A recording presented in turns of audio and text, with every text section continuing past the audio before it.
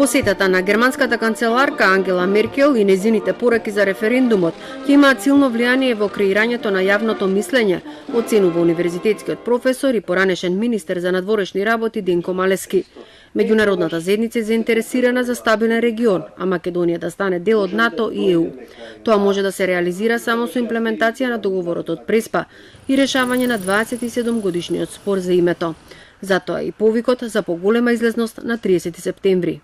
Германија е заинтересирана Македонија да стане членка на Европската Унија, меѓутоа Германија исто така има една голема одговорност да го сочува единството на тој сојуз и оттаму ова се прави на начин на кој што и двете страни, и македонската и грчката страна кои постигна договор, ќе бидат ќе станат идни сојузници на тој сојуз, на таа Европска Унија. Малески очекува од ВМРО ДПМН во наредниот период да ги промени размислувањата за референдумот и да го улеснат целиот процес, доколку опозицијата евентуално се обиде да предизвика криза и да се скршне од трасата по која се движи земјата, тогаш ќе се доведеме во тешка политичка ситуација, вели Малески. Но сепак се надева дека разумот ќе надвладее и ќе се постигне национално единство, што впрочем го порача и Меркел.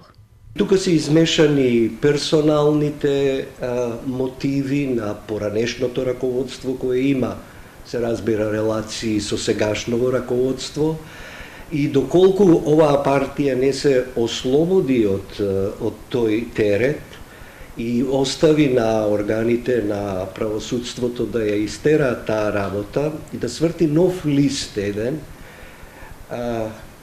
тогаш ќе се најде во оваа ситуација во која се наоѓа сега, да бара изговор дека всушност чекан од своето членство, од народот, како вела да им каже.